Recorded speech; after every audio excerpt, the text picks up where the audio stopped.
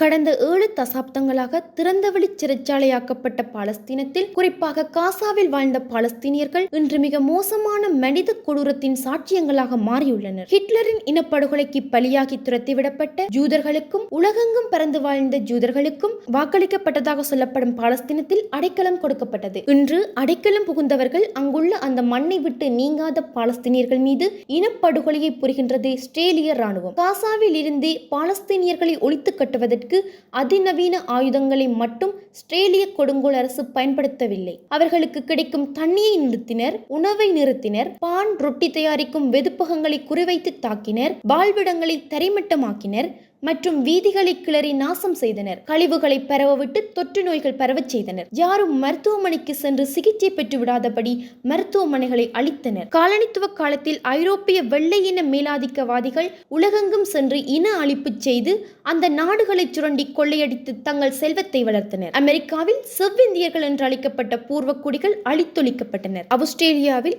பூர்வக்குடிகள் அழிக்கப்பட்டனர். கதை முடியவில்லை, தொடர்கிறது. காசாவில் பாலஸ்தீனியர்களை அழிக்கின்றனர், பாலஸ்தீன நிலத்தை அபகரிக்கின்றனர். இதற்கும் மணிவிழா கொண்டாடும் நாயகன் பெருமாள் கணேசனுக்கும் என்ன சம்பந்தம்? இதற்கும் கல்விக்கும் என்ன சம்பந்தம்? காலனி ஆதிக்கவாதிகளின் கொள்ளைக்கும் அதிகாரத்திற்கும் பலியான பல நூறு ஆயிரம் சமூகங்களில் ஒன்றான மலையக சமூகத்தில் இருந்து வீரியமுடைய விதையில் முளைத்த மானிடன் தான் பெருமாள் கணேசன். இப்போது மலையகத்தின் 200 ஆண்டுகளை எண்ணி பார்க்கின்றோம். ஐரோப்பிய காலனித்துவவாதிகள் 200 ஆண்டுகளுக்கு முன் என்ன செய்தார்கள் என்பதை காட்டுவதுதான் காசா மக்கள் மீது தொடுக்கப்பட்ட போர். காலனித்துவ காலத்தில் தமிழகத்தில் கொடிய பட்டினியால் மக்கள் லட்சக்கணக்கில் இருந்தபோது தானியங்களை இந்தியாவிலிருந்து பிரித்தானியாவுக்கு ஏற்றியவர்கள் பிரித்தானிய ஏகாதிபத்தியவாதிகள். பஞ்சத்தை பயன்படுத்தி அம்மக்களை தேயிலை மற்றும் ரப்பர் தோட்டங்களில் பணியாற்ற இலங்கைக்கு கொண்டு வந்தனர். அந்த மலையக மக்கள் அன்றப்பட்ட அவலம் காசாவில் இன்று அதே ஏகாபத்தியம் செய்கின்ற கொடுமைகளுக்கு எவ்விதத்திலும் குறைந்ததல்ல. அன்றும் சரி, இன்றும் சரி, அவர்கள் ஏனைய மக்களை மனிதர்களாகவே கணிக்கவில்லை, மனித விலங்குகளாகவே கணிக்கின்றனர். அவ்வாறு இஸ்ரேலிய தலைவர்கள் மனித விலங்குகள் என்று கூறுகின்றனர். இந்த மலையக மக்கள் அவ்வளவு கொடுமைகளுக்கு மத்தியில் இலங்கைக்கு பொய் வாக்குறுதிகள் அளிக்கப்பட்டு கொண்டு வரப்பட்டனர். இன்று இலங்கை பொருளாதாரத்தின் முதுகெலும்பாக இருந்த போதும் இலங்கை மக்கள், தமிழ் மக்களும் கூட அவர்களை கண்ணியமாக அன்றும் நடத்தவில்லை, இன்றும் நடத்தவில்லை, நாளை நடத்துவார்கள் என்ற நம்பிக்கை இன்னமும் ஏற்படவில்லை. மலையக தமிழர்களை இந்திய ஏகாபத்தியத்தின் நீட்சியாக ஜேவிபி உட்பட பேரினவாத கட்சிகள் பார்த்தன. அம்மக்களை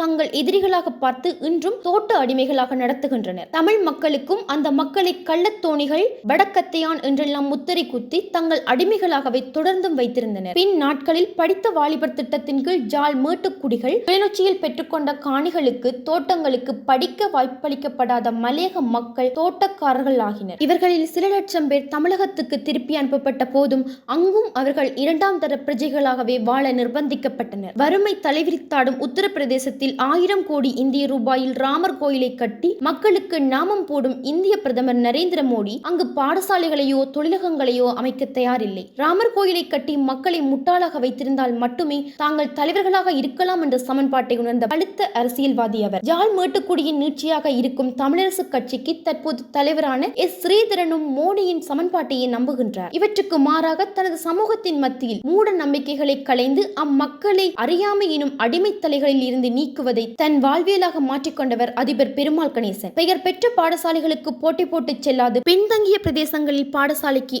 ஆசிரியராகி அதிபராகி அதனை மேல்நிலைக்கு கொண்டு வர பாடுபடுகின்ற அதிபர் பெருமாள் கணேசன் போன்ற மிகச் சிலர் இருப்பதால் கிளிநொச்சி மண் இன்றும் தன் கல்வி நிலையில் முன்னேற துடிக்கின்றது. கல்வி நிலையில் பின்தங்கியுள்ள கிளிநொச்சியில் தமிழ் ஆசிரியர்களுக்கே போதாமை உள்ள போது ஆங்கில கல்வியில் புலமை பெற்று அம்மண்ணில் ஆங்கில மொழியறிவையும் வளர்த்து வருகின்றார். அதிபர் பெருமாள் கணேசனுக்கும் எனக்குமான உறவு அகலமான, ஆழமான, நீண்ட உறவல்ல. நாங்கள் அடிக்கடி உறவாடியவர்களும் உரையாடுபவர்களும் அல்ல. கடந்த சில ஆண்டுகளாக ஆண்டிற்கு ஓரிரு முறை உரையாடி இருப்போம். ஆனாலும் அந்த உறவு மிக ஆரோக்கியமானதாக இருக்க காரணம் இருவரிடமும் இருந்த சமூகத்தின் மீதான நேசம். அதனால் அதிபர் பெருமாள் கணேசன் பற்றிய எனது பிம்பம் அவரை சார்ந்த, அவரை சூழ உள்ளவர்களால் கட்டப்பட்டது. இதற்கெல்லாம் மணிமகுடம் சூட்டியது போல அமைந்தது. அவருடைய அகச்சீற்றம், அவருடைய போராட்ட குணாம்சம், ஒடுக்குமுறைகளுக்கு எதிராக அவர் முன்னிறுத்துகின்ற அடையாளம், அதனை அவர் எதிர்கொள்கின்ற பாணி. நான் தோட்டக்காட்டான், அதில் அவர் தன்னுடைய அடையாளத்தையே தன்னுடைய பலமாக மாற்றுகின்ற துணிச்சலை காண முடிகின்றது. இது வெறும் துணிச்சல் அல்ல, தன்னம்பிக்கையின் அடையாளம். இந்த துணிச்சல் ஒடுக்கும் மேட்டுக்குடிகளுக்கு சவாலாக உள்ளது. ஒரு சமூகத்தை சீர்குலைக்க வேண்டும் என்றால் அவர்களின் அடையாளத்தை கீழ்நிலைப்படுத்த வேண்டும். அவர்கள் யார் என்பதை வெளியே சொல்ல அவர்களே தயங்குகின்ற நிலையை ஏற்படுத்த வேண்டும். அதனையே காலம் காலமாக மேட்டுக்குடிகள் செய்தன. அவர்களை அந்த அடையாளத்தை பயன்படுத்தியே ஒடுக்குகின்றனர். பாதிக்கப்பட்டவர்கள் நிலவுக்கு பயந்து பிரதேசம் சென்றது போல் தங்களுக்கு வேறு அடையாளங்களை போர்த்திக் கொள்ள முயன்றனர். ஒடுக்குபவன் விடவில்லை. அவர்களின் அடையாளத்தை தோண்டி எடுத்து மீண்டும் அவர்களை அடிமைப்படுத்த முயற்சிக்கிறான். அதிபர் பெருமாள் கணேசன் அதற்கும் இடம் கொடுக்கவில்லை. அதனால் அதிபர் பெருமாள் கணேசனை யாராலும் ஒடுக்க முடியவில்லை. பாசத்தாலும் நட்பாலும் அல்லாமல் இலங்கையின் தமிழர் தாயகங்களில் யாழ் மாவட்டத்துக்கு இருக்கின்ற கல்வி பாரம்பரியம் ஏனைய மாவட்டங்களுக்கு இல்லை. யாழ்ப்பாணத்தின் கல்வி பாரம்பரியம் சில நூறு ஆண்டு வரலாற்றை கொண்டது. காலனியாதிக்க காலம் முதலாக அங்கு ஒரு கல்வி பாரம்பரியம் உருவானது. அது மேட்டுக்குடிகளுக்கான கல்வியாகவே அமைந்தது. அதன் தாக்கத்தை இன்றும் தமிழர்களிடையே பரவலாக காணலாம். கல்வி என்பது காலனித்துவ காலத்தில் கத்தோலிக்க வெள்ளாளர்களுக்கானதாக இருந்து பின் ஆறுமுக நாவலரின் சைவ மறுமலர்ச்சியை தொடர்ந்து ஜாழ் வெள்ளாள ஆண்களுக்கானதாக மாறியது. பின்னாளில் அது ஜாழ் சைவ வேளாளர்களுக்கானதாக மாற்றமடைந்தது. ஜாழ் பல்கலைக்கழகத்தின் அண்மையில் வெளியான தமிழ் வாழ்த்து கூட கல்வியை ஜாழ் மாவட்டத்துக்கானதாகவே சித்தரிக்கின்றது. அங்கொன்றும் இங்கொன்றுமாக விதிவிலக்காக அதிபர் பெருமாள் கணேசன் போன்ற கல்வி ஆளுமைகள் பல்வேறு சமூகங்களில் இருந்து உருவான போதும் இன்றும் கல்வி அனைவருக்குமானதாக உருவாக்கப்படவில்லை என்பது துரதிர்ஷ்டவசமான உண்மை. இலங்கை அரசினால் கொண்டுவரப்பட்ட இலவச கல்வி திட்டம் என்பது இந்த நாகரிக உலகத்தின் மிக உன்னதமான வளர்ச்சி திட்டம். உலகின் செல்வந்தர்களில் 50% அதிகமானவர்களை தன் நாட்டில் கொண்டுள்ள உலகின் மிக செல்வந்த நாடான அமெரிக்காவில் கல்வி ஜனநாயக மயப்படுத்தப்படவில்லை. பிரித்தானியாவில் பல்கலைக்கழகம் சென்று திரும்பும் ஒவ்வொரு மாணவனும் 2 கோடி ரூபாய் கடனுடனேயே பல்கலைக்கழகத்தில் இருந்து வெளியேறுகின்றனர். ஆனால் சின்னஞ்சிறிய இலங்கையில் பல்கலைக்கழகங்களுக்கு செல்லும் மாணவர்கள் 1% கடன் இல்லாமல் வெளியே வருகின்றனர். இந்த பட்டதாரிகளை அமெரிக்காவும் கனடாவும் பிரித்தானியாவும் ஆஸ்திரேலியாவும் உடனேயே உள்வாங்குகின்றனர். இப்பட்டதாரிகளுடைய கல்வித்தரம் அம்மேற்கு நாடுகளின் கல்வித்தரத்திற்கு ஒப்பானதாக உள்ளது. இலங்கை போன்ற நாடுகளில் இருந்து வரும் மருத்துவர்களை மருத்துவ தாதிகளை நம்பியே பிரித்தானியாவில் உள்ள மருத்துவமனைகள் இயங்குகின்றன. இலங்கையில் இலவச கல்வி இருந்த போதும் கல்வி கட்டமைப்புகள் காலனித்துவத்தின் நீட்சியாகவே இன்றும் இருக்கின்றது. இக்கல்வி திட்டம் பொருளாதார நிலையில் கீழ்மட்டத்தில் உள்ள ஒடுக்கப்பட்ட மலையக மக்களை முழுமையாக சென்றடையவில்லை. தாய்மொழி கல்வி தமிழர்களுக்கும் சிங்களவர்களுக்கும் சம வாய்ப்பையே அளித்தாலும் மொழிக்கு அப்பாலான பொருளாதார பிரதேச சாதிய தடைகள் இன்றும் பரவலாக உள்ளது. இத்தடைகளை நீக்குவதற்கான முயற்சிகள் குறிப்பிடத்தக்க அளவில் மேற்கொள்ளப்படவில்லை. ஒரு சமூகம் அரசியல் பொருளாதார இன மத சாதிய பிரதேச அடிமை கட்டுக்களில் இருந்து விடுபட வேண்டுமானால் அந்த சமூகத்திற்கு கல்வி இன்றியமையாதது.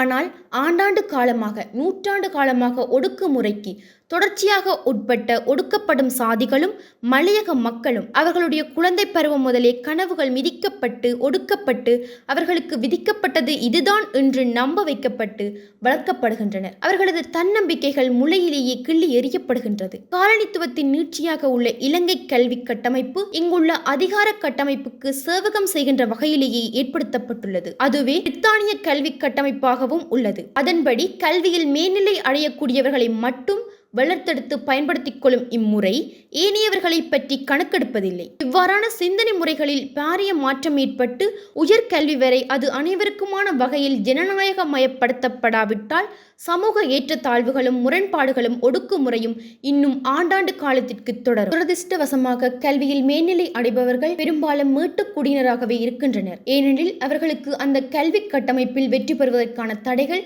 பாரிய அளவில் இருப்பதில்லை. ஆனால் மலையக மற்றும் ஒடுக்கப்பட்ட சமூகங்களின் பொருளாதார நிலை, குடும்பத்தினுடைய கல்வி நிலை, அவர்களுடைய குடும்பத்தில் அவர்கள் வாழ்கின்ற சமூகத்தில் கல்வி பற்றிய பார்வை, அவர்களுடைய சூழலில் கல்விக்கான வாய்ப்பு வசதிகள், கல்விக்கான நவீன சாதனங்களுக்கான வாய்ப்பு என மலையகம் மற்றும் ஒடுக்கப்பட்ட சமூகங்கள் தொடர்ந்தும் கல்வியில் முன்னேற முடியாமல் பாரிய தடைகளை எதிர்கொள்கின்றனர். இத்தடைகளை தாண்டி அங்கொன்றும் இங்கொன்றுமாக சிலர் முன்னேறுகின்ற போது கல்வி மற்றும் அதிகார கட்டமைப்புகளின் மேல் மட்டங்களில் உள்ளவர்கள் அவர்களுக்கு தடைகளை போட்டு அவர்களின் முன்னேற்றத்தை தடுக்கின்றனர். மலையக ஒடுக்கப்பட்ட சமூகங்களில் உள்ளவர்கள் பாடசாலைகளுக்கு அதிபர்களாக வருவது, கல்வி அதிகாரிகளாக வருவது, பல்கலைக்கழக துறைசார் தலைவர்களாக வருவது, துணைவேந்தர்களாக வருவது, மாகாண சபை உறுப்பினர்களாக மற்றும் பாராளுமன்ற உறுப்பினர்களாக வருவது இன்று வரை குதிரை கொம்பாகவே உள்ளது. அன்று சூரனின் சுயசரிதை நூலில் குறிப்பிட்டவாறு ஒடுக்கப்பட்ட மக்களுக்கு கட்டிய ஆரம்ப பாடசாலையை தங்களை உயர் சாதியினர் என்று சொல்லிக் கொண்டவர்கள் எரித்து நாசமாக்கிய வரலாறு இன்று இடம்பெறவில்லை. ஆனால் மலையகம் மற்றும் ஒடுக்கப்பட்ட மக்களின் கல்வி முன்னேற்றத்தை தடுப்பதற்கு இக்கட்டமைப்புகளும் கட்டமைப்புகளில் உள்ளவர்களும் துணை போகின்றனர். கல்வி என்பது சான்றிதழ்களாக மட்டும் குறுக்கப்பட்டுள்ளதால் பெரும்பாலானவர்கள் பொருளாதார ரீதியில் வினைத்திறன் அற்றவர்களாக உள்ளனர். நடைமுறையில் உள்ள தொழில்நுட்ப கல்வியும் பிரதேச தேவைகளை சார்ந்ததாகவோ உள்ளூர் உற்பத்திகளை ஊக்குவிப்பதாகவோ இல்லை. கைக்கடக்கமான ஆப்பிளை கொண்டு ஐரோப்பாவில் 100க்கும் மேற்பட்ட துணை பொருட்கள் உள்ளன. ஆனால் நாம் எவ்வளவோ பெரிய பலாப்பழத்தை வைத்துக்கொண்டு பெரிதாக ஏதும் செய்யவில்லை. கல்வி என்பது அனுபவம், பிரச்சனைகளுக்கு தீர்வு காண்பதற்கான பொறிமுறை. இன்றில்லாத நாளை உருவாகப் போகின்ற பிரச்சனையை தீர்க்கின்ற ஆற்றலை இன்றைய கல்வி வழங்க வேண்டும். ஆனால் நடைமுறையில் இன்றுள்ள பிரச்சனையை கூட தீர்க்க முடியாத கல்வியைத்தான் தற்போதுள்ள கல்வி கட்டமைப்புகள் இன்று வழங்குகின்றன. அதனால்தான் மலையகம் மற்றும் ஒடுக்கப்பட்ட சமூகங்கள் இன்றைய கல்வி கட்டமைப்பில் இருந்து அந்நியப்பட்டுள்ளனர். அவர்களுடைய வாழ்நிலையை, வாழ்க்கை சூழ்நிலை, கலாச்சாரத்தை புரிந்து கொள்ளாதவர்கள் தான் இன்றைய கல்வி மற்றும் அதிகார கட்டமைப்புகளில் உள்ளனர். ஆசிரியர்களாகவும் அதிபர்களாகவும் பெரும்பாலும் உள்ளனர். இந்த அந்நியத்தன்மை, இந்த இடைவெளி அகற்றப்பட வேண்டும். இதனையே பதியுதீன் முகமது கல்வி அமைச்சராக இருக்கும்போது மாற்றியமைத்தார். முஸ்லிம் பிரதேசங்களில், முஸ்லிம் பாடசாலைகளில் முஸ்லிம்களே ஆசிரியர்களாக நியமிக்கப்படும் வகையில் ஆசிரியர் தெரிவுக்கான தகமை எல்லையை சற்று தளர்த்தினார். முஸ்லிம் பாடசாலைகளில் அவர்களின் வாழ்நிலை, வாழ்க்கை சூழல், கலாச்சாரத்தை உணர்ந்து கொண்டவர்கள், புரிந்து கொண்டவர்கள் ஆசிரியர்களாக ஆகினர். அச்சமூகத்தின் மத்தியில் ஒரு கல்வி பாரம்பரியம் உருவாக ஆரம்பித்தது. இந்நிலை வெவ்வேறு சமூகங்கள் மத்தியிலும் ஏற்பட வேண்டும். ஒவ்வொரு பாடசாலையும் அச்சமூகத்திலிருந்து வருகின்ற ஆசிரியர்களுக்கு முன்னுரிமை அளிக்க வேண்டும். கல்வியும் வாய்ப்புகளும் மேலும் மேலும் ஜனநாயகப்படுத்தப்பட வேண்டும். கல்வியில் உள்ள ஏற்றத்தாழ்வுகளை குறைக்க முடிந்தால் சமூகத்தில் ஏற்படும் ஏற்றத்தாழ்வுகளையும் ஒடுக்குமுறைகளையும் நீக்க முடியும். ஆனால் தற்போதைய கல்வி முறை என்பது ஆரம்பம் முதலே மிக ஏற்றத்தாழ்வானதாக உள்ளது. முன்பள்ளிகளை எடுத்துக்கொண்டால் முன்பள்ளி ஆசிரியர்களின் சம்பளம் 4000 ரூபாயிலிருந்து 40,000 ரூபாய் வரை வேறுபடுகின்றது. இதில் யார் எந்த முன்பள்ளிக்கு தங்கள் பிள்ளைகளை அனுப்புவார்கள்? எந்த முன்பள்ளியில் கற்கும் பிள்ளையின் கல்வியில் எதிர்காலம் நிச்சயமானதாக இருக்கும். இந்நிலை தற்போது தனியார் பல்கலைக்கழகங்களின் வருகையோடு உயர்கல்வியிலும் ஏற்பட்டு கொண்டிருக்கின்றது. தனியார் கல்வி நிலையங்களின் வளர்ச்சியோடு பாடசாலைகள் 2ஆம் தரமானவையாக்கப்பட்டு பெரும்பாலான பாடசாலைகளின் தரத்தில் வீழ்ச்சி ஏற்பட்டது நாம் அனுபவ வாயிலாக கண்டுகொண்டது.